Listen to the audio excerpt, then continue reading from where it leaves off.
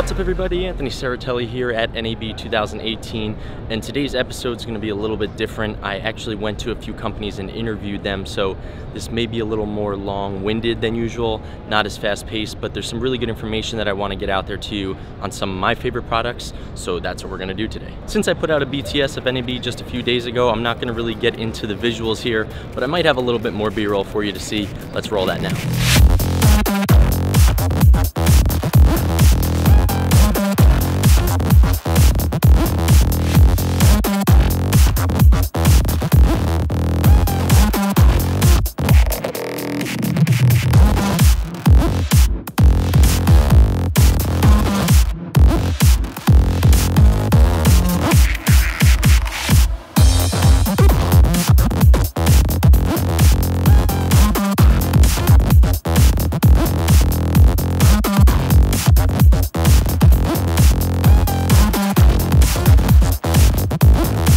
All right, now that you saw all the goodies, let's learn a little bit more about them, and we'll start with Small HD. They have a great new product, a monitor that's a transmitter, receiver, and another monitor. It's awesome. Let's look at that. Go. All right, guys, I'm here with Wes Phillips, the CEO of Small HD. It's an honor to be here with you. I love your products. You guys did a great giveaway earlier, which I showed on the stories. Awesome. They gave away 21 monitors, right? Yeah. 21 monitors. These guys are awesome. They're doing great stuff. Their products are unbelievable. And I'm gonna have them talk about my favorite that I saw this year, the wireless Focus. That's right, yeah. So the Focus is a monitor we launched at this show a year ago. It's a camera top, a DSLR / mirrorless camera top monitor. Sure. It's a bright screen and it powers your camera. And we've taken that monitor and we've expanded the line into a few different options, including an OLED option, an SDI option, and also this wireless receiver and a transmitter option. Yeah. So, and these are based on the Teradek 500, Bolt 500 modules, which are the 500-foot transmitter and receiver from Teradek. So these actually will work with those products. Okay. So if you already own a Bolt 500, you can hook it right into the system, and there's a nice pairing mode in the menu that kind of walks you through that. That's what was so interesting to me, is that this is pretty much a Teradek and one of your monitors in one. And what's cool about it is you can purchase them separately, right? Mm-hmm. Yep. So it's on your camera, it's a monitor and transmitter. That's right. Which really confused me at first, because I saw the monitor on the camera with these antennas, and I'm like, all right, where's the transmitter? Yeah. That is the transmitter. So you can then get another monitor, which is the receiver, which he has here in his hands. So you get two monitors and the wireless transmitter. So it's like having two monitors and a full Teradek. I think the total for the whole set is $2,500. That's correct, yeah. Which, I mean, if you were going to spend that individually, is probably $5,000 to $8,000. I mean, it depends how big you go on the monitors and stuff. Correct. Yep. So really intriguing for me, really intriguing for a lot of people, I'm sure. Yeah, absolutely. I mean, the Focus is a very affordable platform, which is why we're able to bring the cost low. It doesn't have all the features that some shooters want, like loop outs and all this other types of stuff, but it is a full-fledged monitor. You can see I've got a waveform monitor running here overlaid, and so it's got it uses the whole Pages system. So I like the Pages system. Yeah. I'm a big fan on the Mac, on my MacBook. Yeah, I'm exactly. always using Spaces. Pages. Exactly. Spaces, exactly. So yeah, that whole idea is transferred even to these lower cost monitors, and so we're really excited to have these going out. We're even doing further integrations with Teradek too. They released a higher end wireless follow focus unit called the Teradek RT that controls lens motors for larger cameras.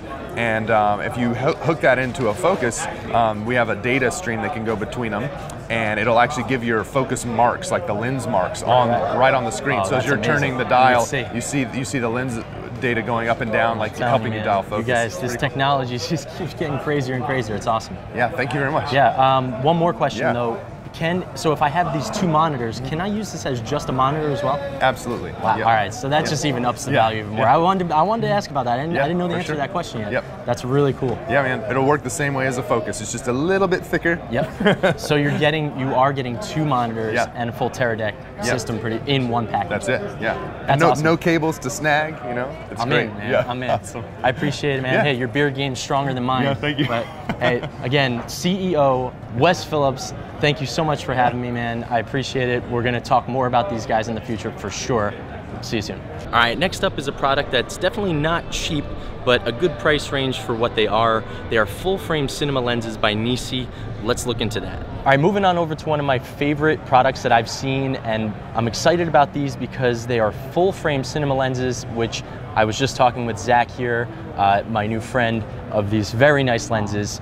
They are full-frame lenses that cover, obviously, full frame, which not many cinema lenses do. Am I correct? Yeah, it's a pretty rare field. I mean, you've got photo lenses that can cover this kind of thing, but you know, you're out in the field working. You don't want to be dealing with short throws and you know, inconsistent builds across a series. So you can get some photo lenses rehoused, but there are not many kind of cinema style lenses with consistent weight and build that can do that. Yeah, they do have the consistent build, so no matter what lens you throw on here, you don't have to change your whole setup. Exactly. The follow focus in the same spot, the iris in the same spot. Yeah, they're all the same size, exact same length. They're about 100 grams off too from each other. So if you're doing movie work or something like that, you can just you know, slap a new one in, and you can probably get between tolerance. Very minimal adjustments. Yeah, that's great, man.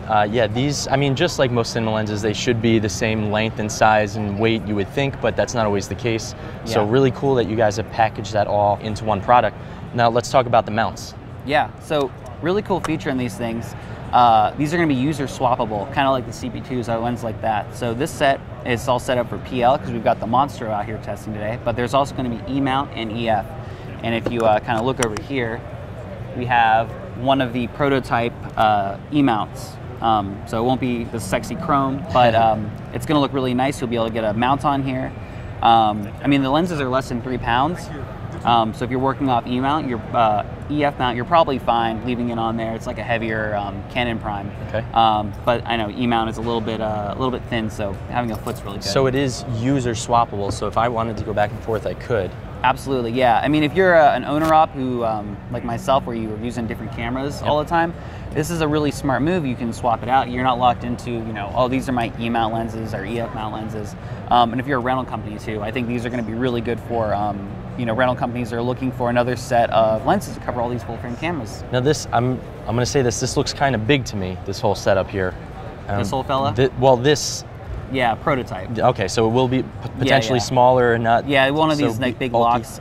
So this one is just a kind of a friction mount. Sure. The way these are all going to go, you see the mounting screws here. Yep. It's just going to be a hard mount. This one is you can actually unscrew it right now. Anything else you want to point out on these? Yeah, so these are very sharp, very fast lenses. They are consistent T2. The 25 is a T2-1. Okay. T-stop and F-stop, so it's very consistent. We took them out and shot with them. We basically just shot wide open the whole time. And yeah, I saw it. It looked beautiful. It's really impressive. When you hit focus, it's actually sharp, and you can tell. The fall off on these is very attractive as well. So yeah, you know, there are some lenses out there that are faster, but you know, you should be using lights. And with sensors being as fast as they are now, you know, T2 it's really sharp. And if you need a shallower image, you can always bump up to the 50 or the 75 or the 100 mil. Oh, and I forgot to say, there are, so there's just these 5 lenses for now. Okay. But they're working on more. So at IBC in September, 18 millimeter. Oh, wow. They're looking at full frame. Full frame. Yeah, wow. Full frame. 18 millimeter, we were told possibly a 2.8, maybe a little faster. The engineer had said these actually technically could have been faster, but he locked them at 2 because he wants them to look good. Yep. There's also going to be a 135. That'll also be a T2 as well. Wow, and I'm really hopeful that we get a good response, because I would like there to be more of these lenses. I'd like to be able to get a full, you know, 7 or 8 or 9 set of these soon. That's amazing. So these aren't just prototypes, right? These are ready to go. Are they on for sale yet? They're going to be for sale end of April, beginning of May. Again, like ICANN is going to be handling the distribution. Okay. Yeah, and hopefully by Cinegear, we'll have a better firm figure about release dates for the 18 millimeter and the 135 as well. Excellent. So coming very soon. Coming soon, yeah. Awesome. End of the year, we should know about the rest of the series coming out. Well, like I said, them working closely with ICANN might be good news for me, potentially be able to test these out. We'll see. We'll work with you guys. I'm very excited, so thank you for having me. Thank you. Appreciate it. Next up, you know I have to stop at ICANN, my good friends over there. Yes, I am an ambassador for them, so I endorse their products pretty strongly, but they have such great stuff and it just keeps getting better and better. So let's head over there and talk to Fernando. All right, guys, we're back here with ICANN. If you remember, in November-ish, October, 2017 in New York. I was here with Fernando at NAB there. I goofed up the audio. Should we cut or? No, keep going. Okay, okay. But we're back with him, and we're going to talk about some of the newer products here at NAB 2018, and they got some really cool stuff. Let's just fly through a couple things and let them know what's going on. Man, we have over a dozen products coming out this NAB, from anything from lights, from gimbals, new monitors, sliders, the light stand teleprompter. That's kind of actually a pretty hot one. That's good for the kind of work that video loggers. I mean, dude, there's so many products, but I could use a teleprompter sometimes. I don't know what I'm saying. So yeah, we have so many different new products. I mean, if you want to get started, we can show you some lighting. Yeah, let's start with lighting. All right. So we have the new Milo MSB8. That is going to be a soft light. It's a very portable light. It utilizes 2 Sony L series batteries. What I like about it is the ruggedness of it, the compactability. I mean, this is the light you can take with you on anywhere in your travels. Very easy to set up. It's a soft diffuse panel, so you're going to get a really soft look on the skin tones, and also you're going to light up the whole area. What I like about it is also the yoke and the barred door design. It really complements the look and feel of this light. So this is going to be a bicolor light with a high CRI, and you're going to see that through a range of all of our lights that we offer here at ICANN. Is that the only light you got on display today? Man, we have, I would say about maybe 16 lights. As you can see around us. But I will tell you this, there is that Strider SW50 that is actually a really nice Fresnel. I've been showing it to a lot of people here. They're just blown away by how much throw that light has. That is definitely a light to have and kitted up with your panel. So the Strider SW50 is a Fresnel. It's going to have a daylight colored balance. It's going to have about 96 plus CRI. This Fresnel is very portable. You can power it direct to a plug, or you can go with the batteries. It requires 4 18650 batteries, relatively economical to purchase, but this light here can actually fit in your backpack. You can actually put maybe 3 of these in your backpack. So it's a great light to have if you're on the go, or if you're setting up for your studio use, for your independent filmmaking, for your short films. This is a light you definitely want to consider. I mean, this Strider SW50 it's a very beautiful, crisp light. It has a single source light that's going to be that cinematic, there's that word again. I love that word. It's going to give you that edge as far as the hard shadows. You can shape this light. You can be modular with it. So nice. SW50 is a playful light to have. I would definitely consider having that in part of your arsenal kit for sure. So as you see, the lighting setup here is one of the things I haven't really reviewed yet, and I'm really excited to, because their lights are they're all over the place. They got a ton of them. I can't wait to get into doing that with you guys. But some of the other things on display here are the pivot, the EVF50 kit, which I will be reviewing soon on the channel. I've captured all the B-roll, just haven't got to make the actual videos yet. But I know they also have cages, new cages for the GH5S, the A7S II. Lots of new cages. I'll B-roll that for you so you can check that out. But one of the other very interesting things I saw, which I can't also wait to review, and I've already talked to you guys about getting that in my hands, is the PD Movie Motor Mini. Yeah, correct? I want one myself. Man. It's a wireless follow focus. The wheel is like only this big. It can actually go on a gimbal as a thumb wheel, but you can also pull focus if you wanted to. Yeah. I heard it goes up to about 20 meters. I'm excited to see that too. Any thoughts on that? I mean, did you guys just get it in? We just got it in. I'm blown away by it. I actually personally want to have this as part of my collection. I could definitely see this added to my gimbals, the dual hand grip gimbal, single hand grip gimbal. Yep. The grip gimbal. So you're definitely going to have a lot of versatility with this motor, this very new motor. It's wireless. It also has a internal battery. It definitely fits on a 50mm rod and a 90mm rod. So it's perfect for any kind of independent, run and gun kind of style. Yeah, guerrilla filmmaking. very much my style. I'm excited to do that. So guys, check out ICANN stuff. They keep doing big things. I'm excited and happy to be involved with them. As you know, I always talk about them. So Fernando, remember him. You'll be seeing more of him. And thanks, buddy. Thank you so much. See you next time. All right. All right, the last thing on the list is the Panasonic Evil One. I'm still very interested in this camera, and it's dual ISO, so we're gonna head over there. I did have some technical issues with the sound, so we went through this microphone at a distance. Hopefully it came out well, but let's check it out. All right, I'm here with Mitch from Panasonic, and we're gonna talk about the Evil One, one of my other favorite products on this tour of NAB today and this week. Mitch is a product specialist, am I correct? I am the product manager, actually. Cinema product manager at Panasonic. Excellent, product manager. Let's talk about the Evil One and the dual ISO.